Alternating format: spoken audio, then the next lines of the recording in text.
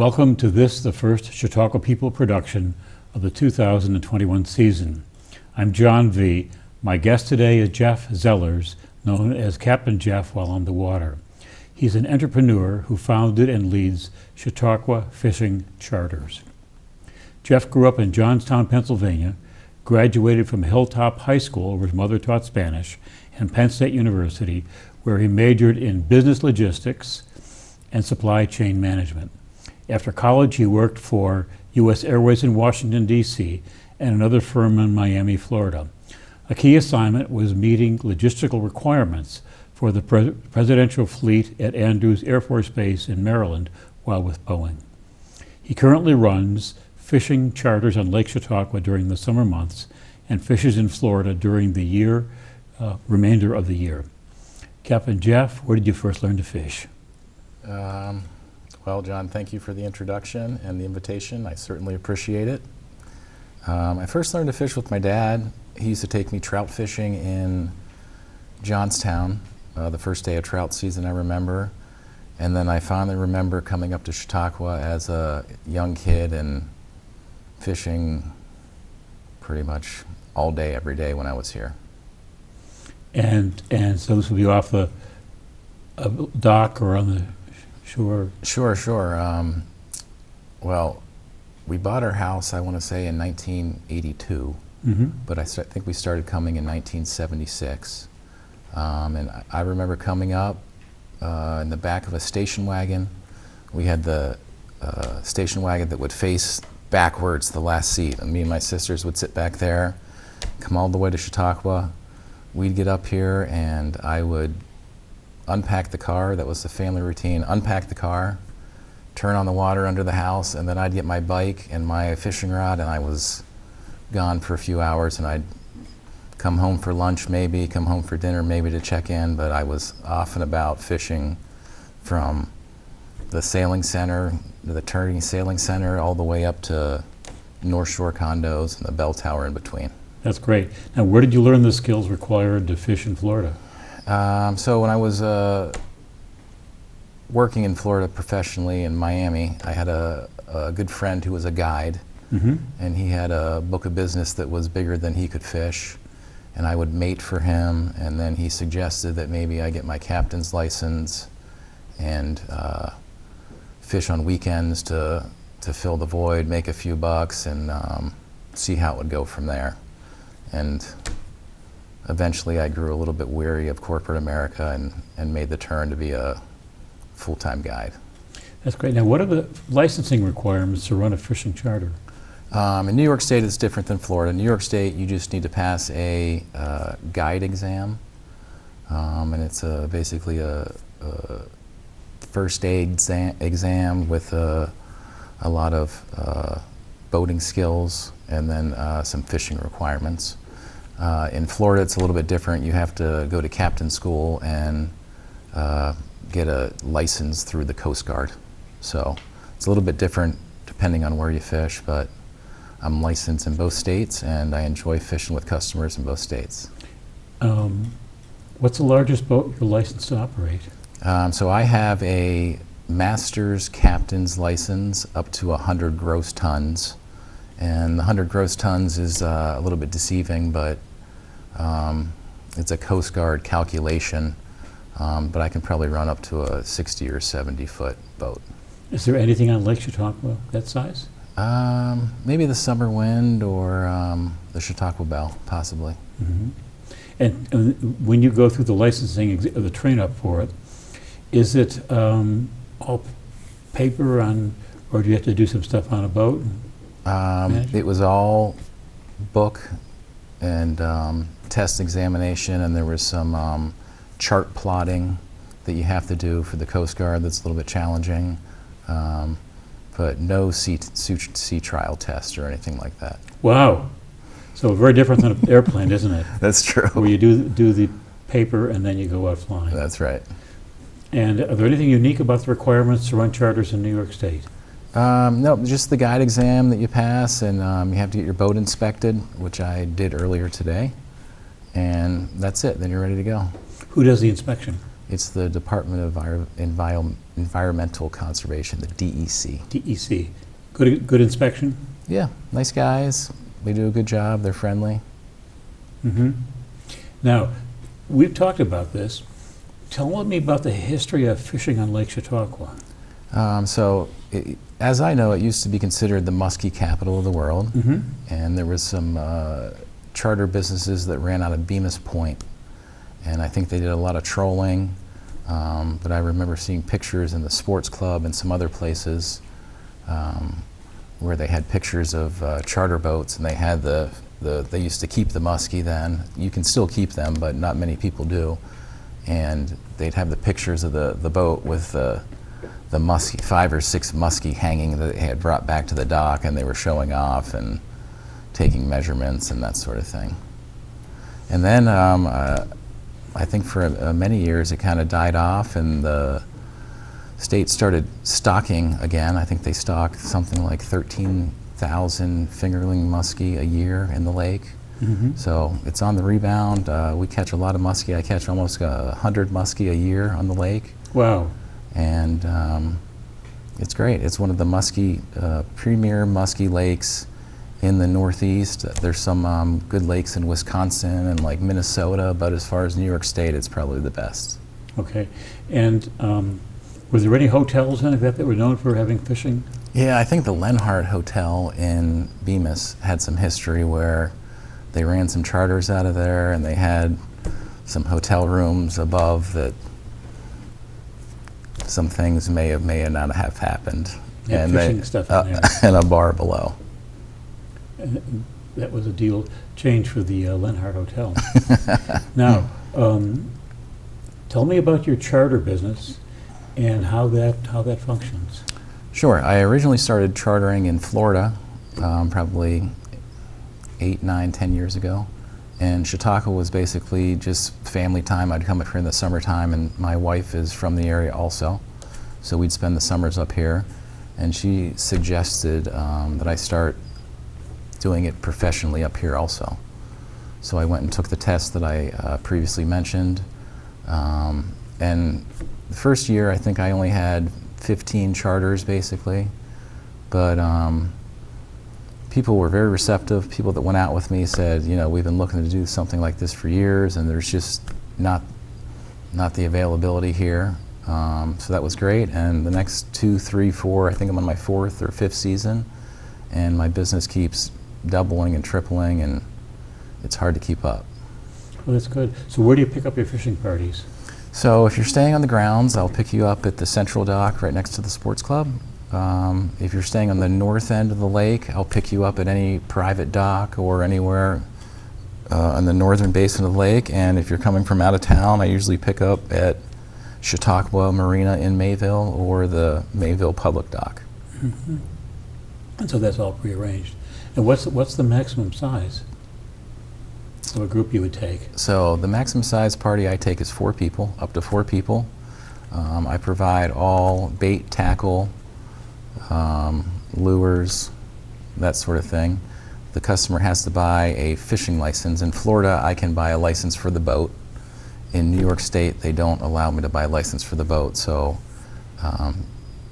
if you're 16 years or older, you need to buy a 1-day license, which you can do online and just have it on your phone. And that's it. I tell people to bring food, drink, and sunscreen and a positive attitude, and that's it. And they have fun. That's it. And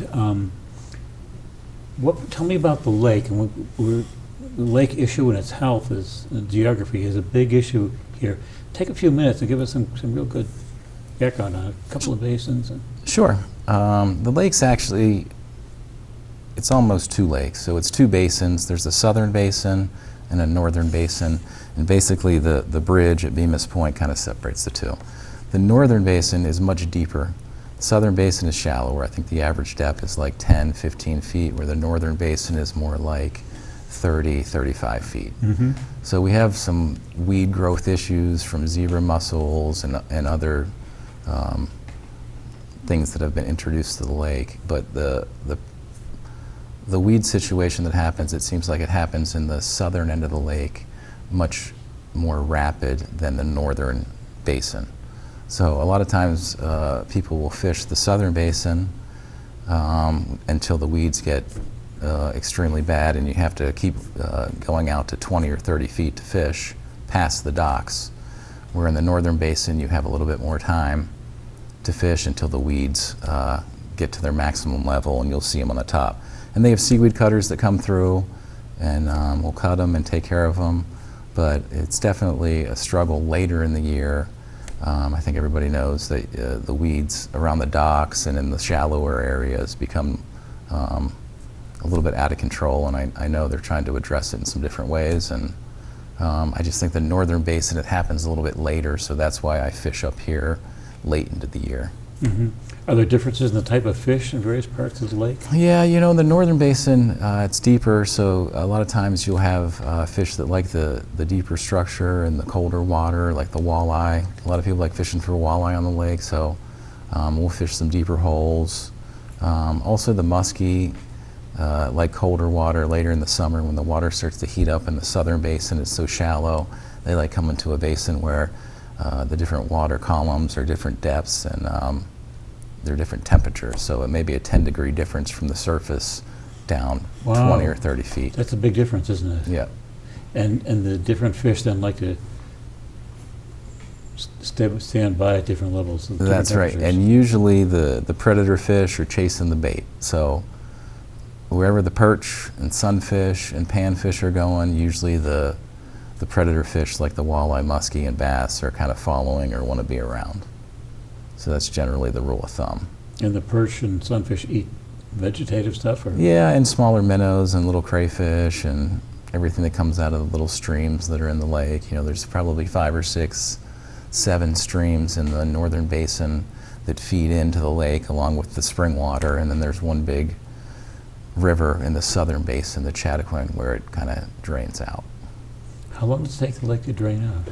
So that's one of the issues with the water quality is the water retention on the lake, especially in the northern basin, is substantial. It's like, I want to say, don't quote me on it, but over 400 days for fresh introduced water into the northern basin to actually flow out of the southern basin into the river.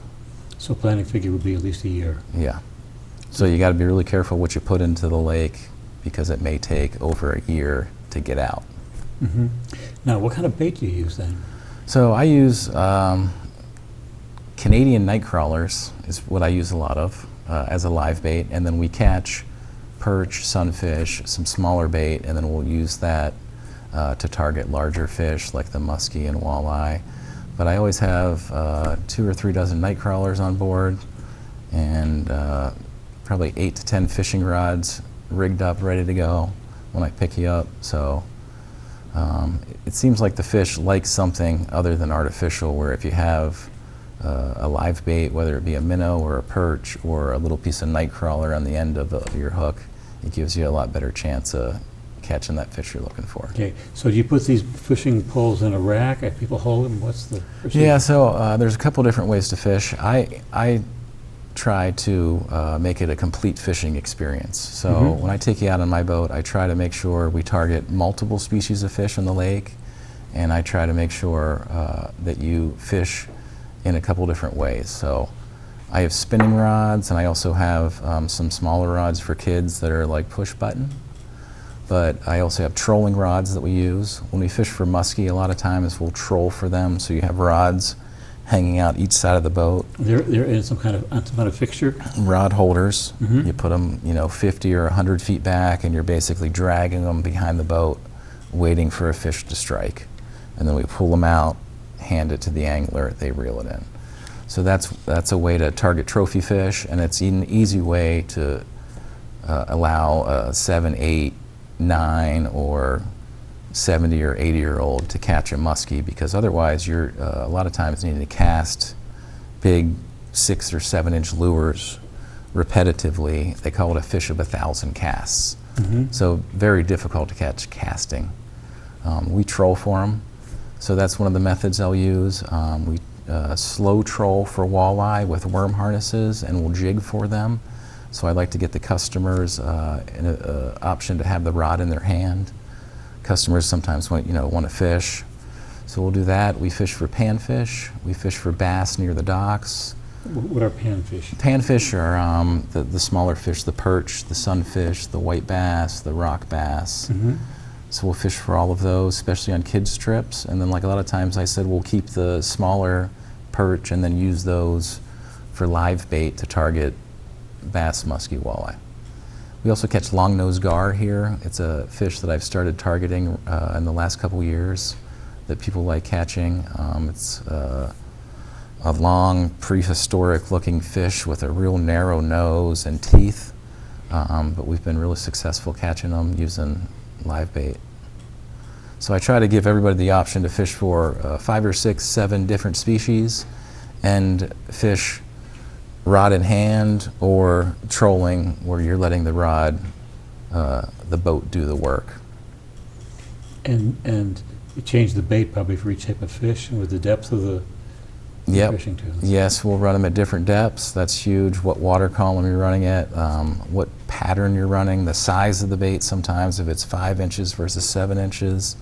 The perch pattern up here seems like it works really well because a lot of those predator fish are eating the smaller perch. Mm-hmm. There's another pattern called fire tiger that's like a perch with fluorescent colors to it that's really successful too. So. Great. Now, how is fishing here different than in Florida? So Florida, I'm fishing saltwater or brackish water, and we're using live bait also with shrimp. Usually people in Florida are a little bit more avid anglers, so their skill level might be a little bit higher.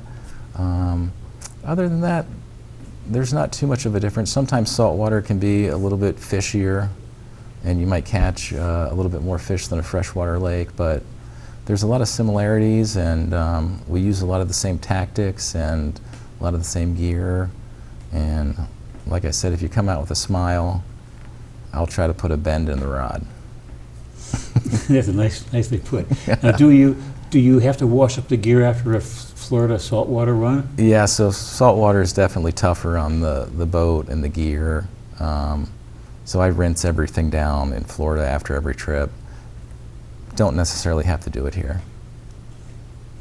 And are there different weights of lines you use for the... Yep, sure.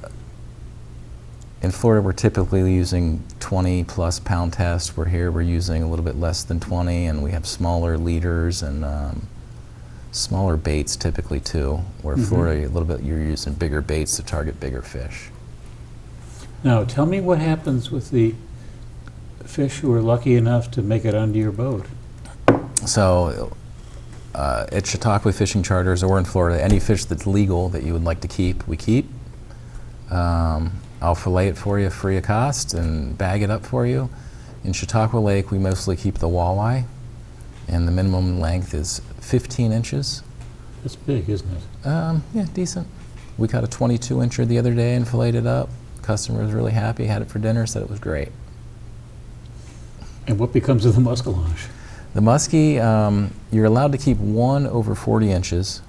I try to make it a point not to keep any muskie. I try to catch and release all the muskie I catch in the lake. They're not very good table fare. I think people used to keep them before because they used to like to mount them and put them on the wall to tell the stories. You're able to do that now without keeping and harvesting the fish. So I encourage people to mount fish, but just to take a picture and measurements, and you can get it mounted without killing the fish. So can you help them with that? Yeah, so I'm an agent for a mounting company, and anybody that fishes on my boat and wants to keep a fish and mount it, or mount a fish and not keep it, they're welcome to do so. And how long does that take to come back? It depends. You know, it depends how busy they are. Usually it's a couple months. So you take a good color photo, probably something with... Length, girth, color photo, and then the company will get in touch with you and ask you what style of mount you want, if there were any special characteristics on the fish, whether some of the muskie have the tiger stripes or whatnot, and they try to make the fish look exactly like yours. They're actually artists that paint the fish, so it's pretty neat. I've seen them and they come back and they're awesome. They're great. They're great. Can we take a look at what a fishing trip? Sure, sounds I great. think there's some photos that Chuck, what's this? All right, so that's my boat. It's What's a it called? 22-foot Scout. It's a Okay. Bay Scout 220. It's a bay boat. I can take it with 4 passengers. I have a Yamaha 4-stroke outboard on back. That straight up and down white pole is called a power pole. That's an anchor that I can just remote controlly stick down. And then on the front, I have a trolling motor. And then up top, you can see the rod holder with all the rods. Now, do you have some kind of device to look for fish? Yep, Water? I have electronics on there with a fish finder that has sonar and detects depth, water temperature, and marks fish. Great, great. What else we got here? This was I think these guys were college, it was a college reunion, and they picked, I think they're from Ohio State, believe it or not. And you're a Penn State Yeah, guy. that's a tough one. That's a tough Were you one. dressed in black and white for him? But it was their college reunion. They had rented a house up here in Mayville, and they wanted to catch a muskie, and we went out, and we had a long day, but we finally got one. It was awesome. And can we see that again? What was the fish? That was a muskie. That was a Chautauqua muskie, probably about 40 inches. This is a muskie also. This is a kid Okay. that wanted to catch a muskie, and like I said, we trolled for him, and he got a nice one there, and that kind of shows you the mouth and the teeth. And they're pretty nasty, aren't they? Oh yeah, they're big. They're big. They're the saltwater. I'm sorry, the freshwater big kahuna. It's the They're one. It's the one you want. Top of the chain. That's it. Are the muskies more common in cold water like this? This lake, since it's deep and has some colder water, this is one of the premier muskie lakes in New York. But like if you were in Georgia or something, you might not. That's correct. Yeah. Can we see that again, Chuck? More of a bass. That family.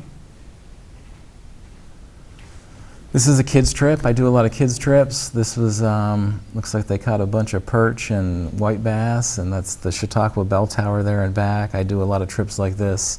I think this was last year during COVID when there weren't a lot of other activities. So instead of Chautauqua Boys and Girls Club and stuff, I was taking kids fishing. And it looks like those kids have good times. Oh yeah. And I think we released all those. I think those were in the live well, and we just took pictures and let them go. Let go. I'm not fish smart. It looks like perch on the left in front of the blue shirt. There. Yep, and those are some white bass on the right there. White bass are the far right. Yep. And the kids can come out without a parent. Yep, I'm happy to pick up kids at the Central Dock. Just drop them off. Like I said, if you're under 16, you don't need a license. It's really easy. I'll take them out. My trips usually last 4 hours, and morning trips are usually best, so I usually fish from 7 to 11 a.m. Yeah. And like I said, I provide everything, and I try to make it a great day on Chautauqua Lake. Look, those kids look like they had a good time. They still talk about it. I think they caught 100 fish, those little kids. Are you serious? 100 fish. 100 fish. Yep, in 4 hours. And so they probably you put them back. And put them all back. So that was all good citizenship training on their part. That was it. Okay, I got one question for you here at the end, and this is one that I like to ask people, and I don't rehearse you for it, so you're going to be blindsided a little bit, but you're smart, and it's something we always like to talk about the next generation and getting them prepared at Chautauqua. So if a young Chautauquan were to come to you, say, Captain Jeff, I've been fishing this lake, I've been on your trips, and I think I'm cut out to have a career in fishing.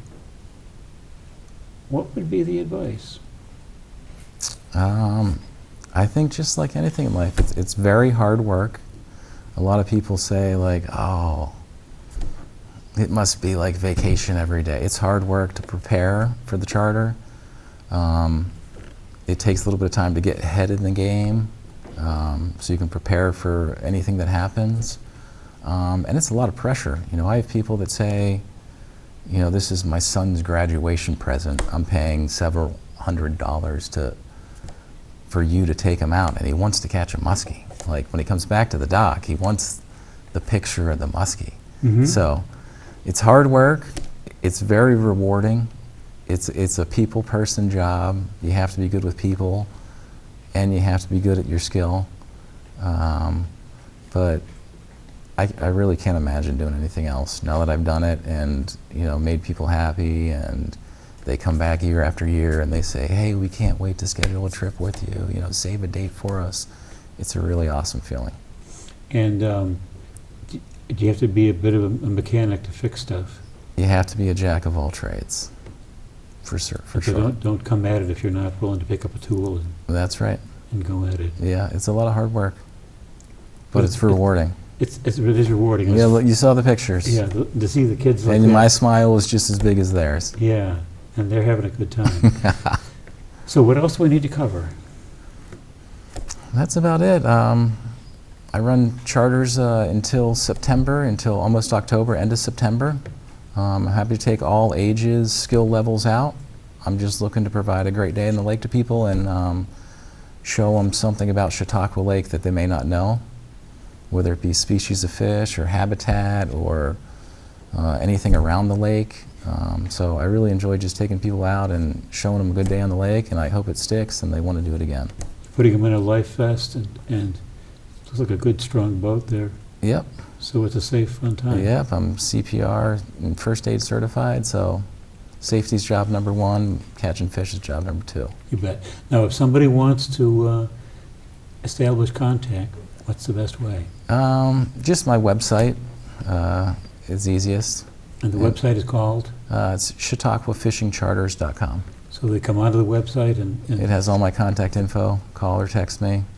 Let me know what dates you're looking for, and I'll tell you my availability, and we go from there. typically vacancies occur about how far ahead? You know, in summer months, I get booked out. Weekends, in particular, get busy Friday, Saturday, Sunday. During the week, sometimes not bad, but usually 2-3 weeks ahead of time is nice. But text me. If I got an open date or an afternoon, I'm happy to take you fishing. By all means, that's great. This has been fun, and I hope to get a fishing lesson from you. I'm going to take you out, First John. time, I sometime. promise. And do come back. Thank you. Righto. See you now.